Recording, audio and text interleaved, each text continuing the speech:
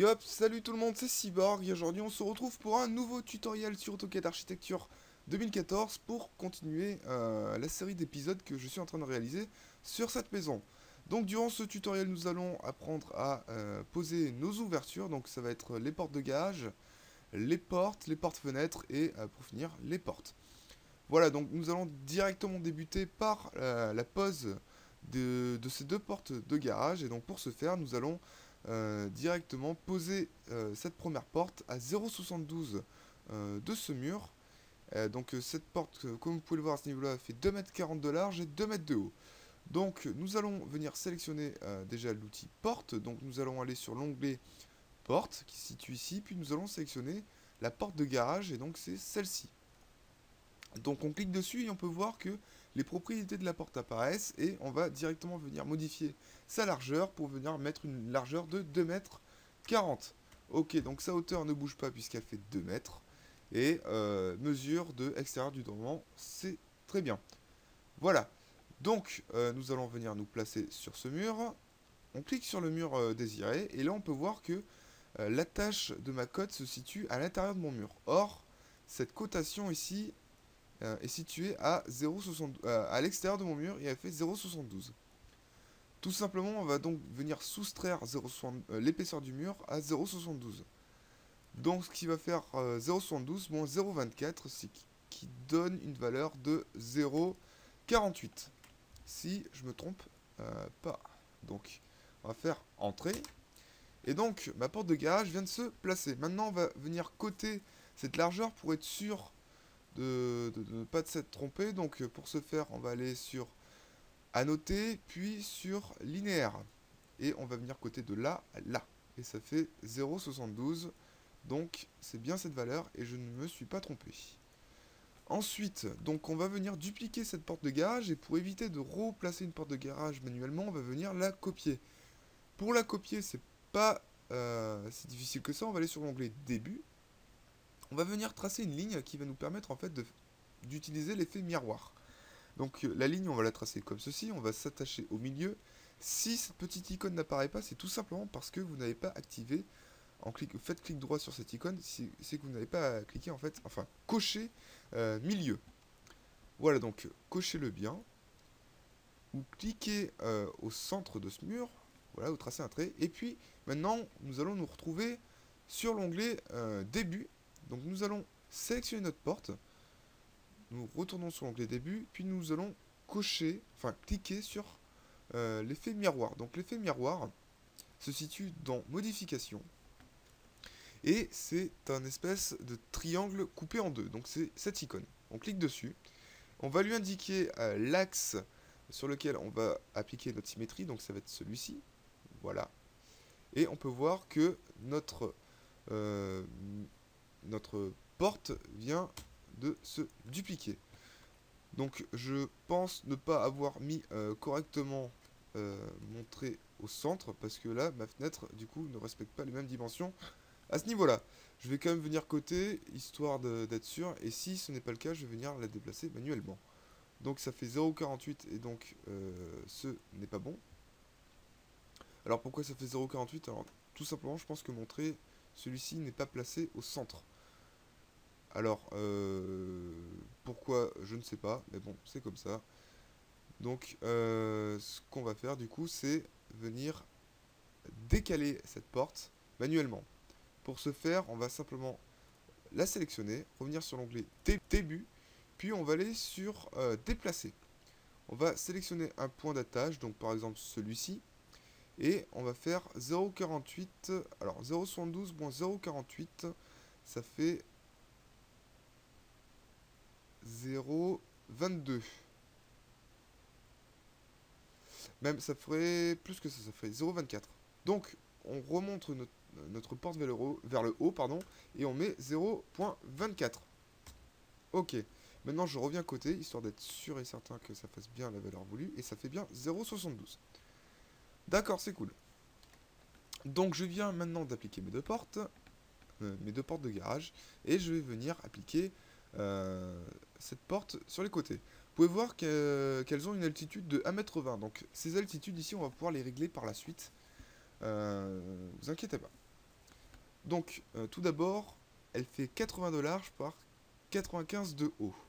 Donc on va venir sélectionner un type de fenêtre semblable à celle-ci. Donc on va aller sur l'onglet fenêtre et on va sélectionner un même type de fenêtre. Moi je dirais que celle-ci peut être sympathique. Donc je vais prendre celle-ci. Donc bien sûr ça c'est à vous de choisir, hein. Moi je prends celle-ci parce qu'elle me plaît et je vais mettre 0,80 par 0,95. Ok. Et ensuite on peut voir que cette fenêtre est située au centre de notre mur. Donc on va sélectionner notre mur et ici on va venir positionner notre fenêtre.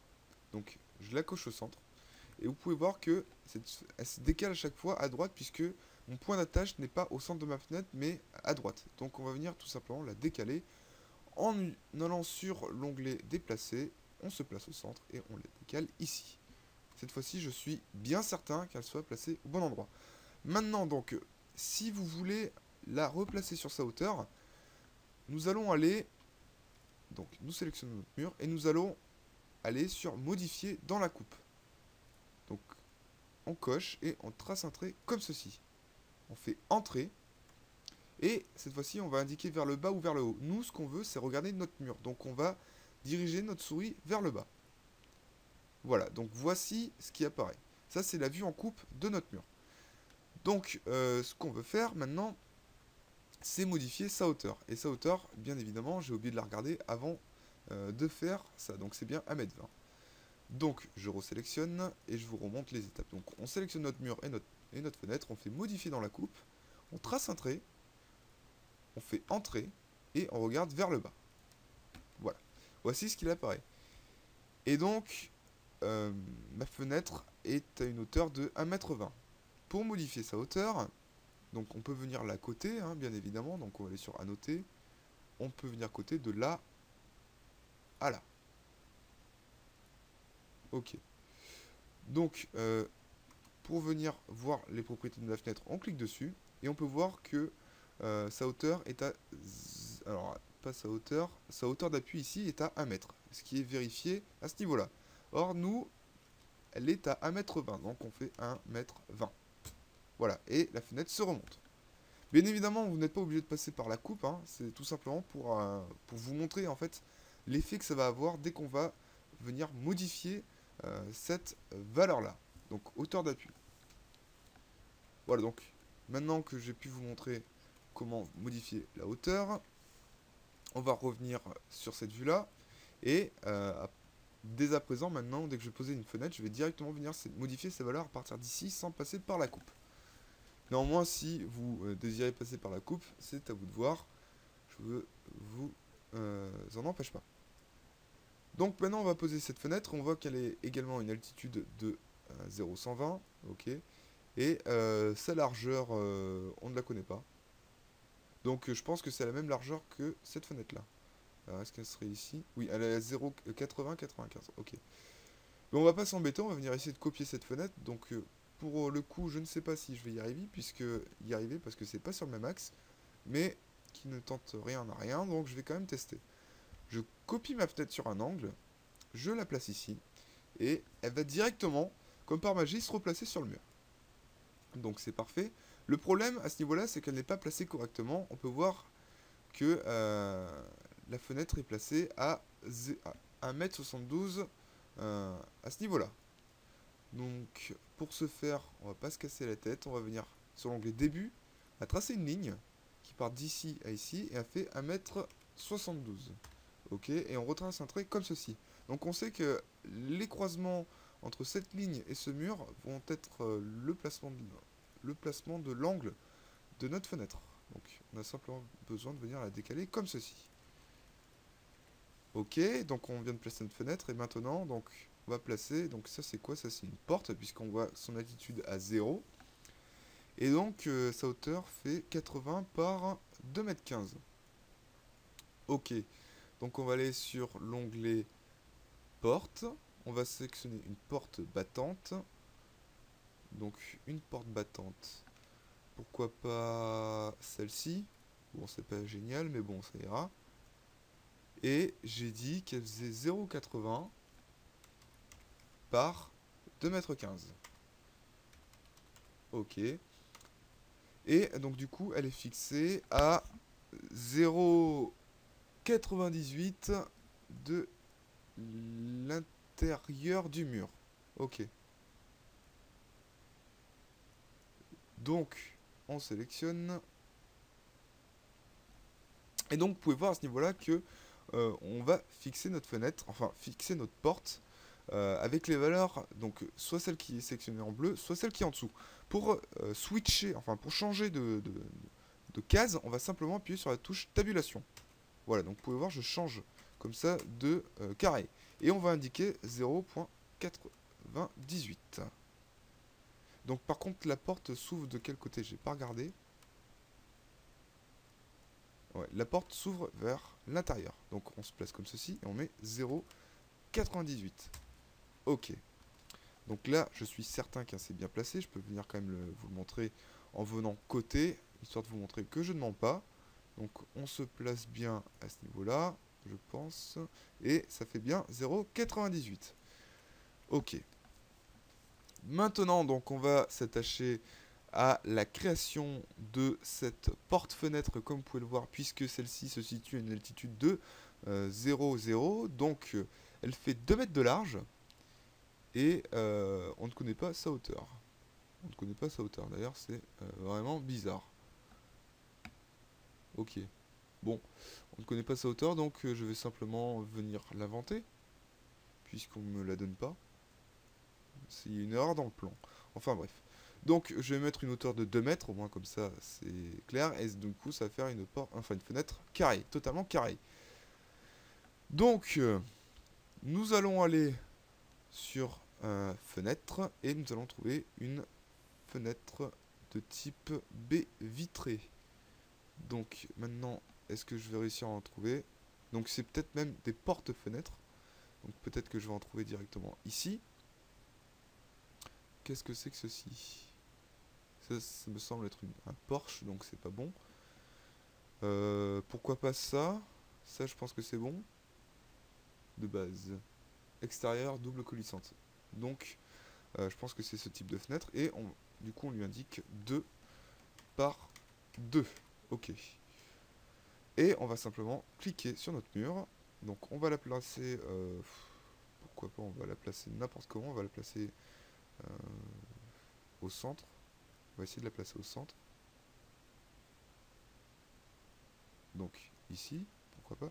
Et on va simplement venir la décaler comme je vous l'ai montré tout à l'heure avec la commande déplacer. Donc on se place au centre de notre fenêtre et on va venir la déplacer ici. Et ce n'est pas bon. Alors excusez-moi 2 secondes. On se place au centre de la fenêtre. Donc ici, on va venir la placer au centre. Pour la placer au centre, pour être sûr que je ne fasse pas de bêtises, je vais venir tracer un trait de là à là. Voilà. Et je vais venir m'accrocher, ce sera plus facile. Donc je m'accroche au centre, donc à ce niveau-là, et je la place au centre de ce trait. Voilà, donc cette fois-ci, je vois bien que ma fenêtre est bien placée au centre de mon mur. Donc c'est cool. Ensuite, donc nous allons passer à la création de cette fenêtre. Et cette fois-ci, on voit qu'elle a une altitude de 1,10 m et elle fait 1 m par 1,05 m. Donc nous allons sélectionner une fenêtre. Donc sur l'onglet fenêtre. Et elle fait... Donc je vais prendre ce type de fenêtre là. Ça fait 1 m par 1,05 m. 1,05 m. Et elle est à... Donc, est-ce que je vais pouvoir... Elle est à 0,48 de l'intérieur. Ok. Donc, je clique. Et on met 0,48. Ah, bien sûr, je ne l'ai pas foutu du bon endroit. Alors, si, non, oui. Est-ce que je l'ai mis au bon endroit? Alors ça, c'est quand même un grand mystère. À chaque fois, je me plante... Ouais, je pense... ouais, c'est comme ça. Donc, je la mets comme ceci. Et 0,48. Ok. Donc ma fenêtre est placée, donc c'est vrai qu'on dirait pas forcément que ma fenêtre est au bon endroit à ce niveau-là, puisqu'on dirait qu'il y a quand même... Là, la longueur est respectée, mais à ce niveau-là, on dirait pas que c'est respecté. Enfin bref. Disons que ça ira. Et on va donc maintenant passer à la pose de cette porte-fenêtre. Donc elle est à une altitude de 0,0. Donc là j'ai oublié de modifier son altitude, donc elle est à 1,10 m. Donc je vais venir modifier ça directement. Je sélectionne ma fenêtre et hauteur d'appui je mets 1,1. Voilà. Ensuite, donc de large elle fait 1,20 m par 2,15 m. Donc porte-fenêtre. Porte-fenêtre. Je prends une porte-fenêtre qui me convient, donc celle-ci. Et j'ai dit qu'elle faisait 1,20 m par 2,15 m. Par 2,15 m. Ok. Et je la positionne au centre de ce mur. Donc, je la positionne au centre, comme je vous le disais. Donc, je la pose. Je viens la décaler. Avec son point d'origine. Alors, pour que ça soit vraiment centré. Tac. Je viens sélectionner le centre. Est-ce que je peux le faire comme ça? J'ai pas l'impression. Donc, je vais venir tracer un trait comme ceci. Ça sera le plus simple. Je sélectionne ma porte. Je sélectionne le centre de mon trait et je le place comme ceci. Et là, normalement, ma porte est bien centrée. Ensuite, donc nous allons passer... Donc là, vous pouvez voir par contre que c'est une porte-fenêtre à double battant. Et moi, j'ai mis qu'un simple battant. Et en plus, je ne l'ai pas indiqué du bon côté. Donc pour venir replacer notre fenêtre correctement, on clique sur cette petite flèche qui nous permet d'inverser la pose de la fenêtre, de la porte-fenêtre. Donc moi par contre c'est un simple battant, bon, vous me pardonnerez. Ensuite donc on a une grande baie vitrée à une altitude de 0,0 qui fait 3 mètres de long par 2,15 m de haut. Donc nous allons aller sélectionner notre baie vitrée, donc celle-ci, qui fait 3 mètres de large par 2,15 m de haut. Et celle-ci est centrée au milieu de ce mur. Donc je sélectionne mon trait. Donc là je vais avoir le même problème que tout à l'heure. Je vais venir simplement tracer un trait. Donc de là à là, pourquoi pas. Comme ceci. Après je vais simplement ajuster ce trait là. En allant sur l'onglet modification. Alors on peut directement le trouver en cliquant sur cette icône puis ajuster donc. On ajuste notre trait en cliquant. Alors, on va venir le raccourcir comme ceci, ce sera plus rapide. Voilà. Et on va venir remonter cette fenêtre. Comme ceci, histoire de pouvoir choper le centre. Donc pour choper le centre, on va aller sur l'onglet déplacer. On se positionne au centre. Et on vient la positionner à ce niveau-là. Voilà, donc là, notre fenêtre est bien centrée. Ensuite, donc, nous allons passer à cette fenêtre-là. Et donc, du coup, ce que je vais faire, c'est que je vais poser le reste des fenêtres, en fait. Je vais accélérer la vidéo. Parce que comme vous pouvez le voir depuis tout à l'heure, je répète à chaque fois les mêmes étapes. C'est pas vraiment intéressant pour vous. C'est surtout dès qu'on a chopé 2-3 fois le coup de main, après, ça se fait tout seul. Donc, ce que je vous invite à faire, c'est de poser le reste des fenêtres sur votre maison. Et on se retrouve du coup à la fin, donc dès que j'arrive à ce niveau là. Voilà, à tout de suite. Donc j'en profite durant que j'accélère la partie où je finis de poser les fenêtres de la maison pour vous parler en fait du prochain site que nous sommes en train de créer, moi et un ami, pour répertorier en fait tous les tutoriels qui sont présents sur ma chaîne et sur sa chaîne. Donc sa chaîne est plutôt axée sur la 3D également, mais sur 3ds Max, donc qui permet de construire des modèles 3D, disons, moins axés sur l'architecture. Donc ça peut vraiment être de la 3D sur n'importe quoi. Et donc du coup, sur ma chaîne, donc comme vous pouvez le voir en ce moment, c'est plus des tutoriels sur tout ce qui est architecture. Voilà. Donc le site sera bientôt en ligne et je mettrai dans chacune des descriptions de toutes mes vidéos le lien pour que vous puissiez y avoir accès le plus facilement possible. Sur ce site, vous aurez également la possibilité de télécharger tous les plans DWG que j'aurais créé sur les tutoriels. Donc bien sûr tous les plans que j'ai pu garder parce que certains sont partis à la poubelle.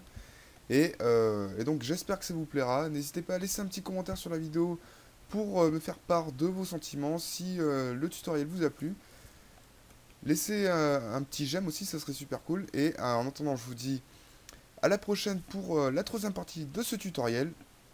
Et n'oubliez pas également de vous abonner pour suivre les prochains tutos qui apparaîtront sur ma chaîne. Ciao tout le monde et à la prochaine!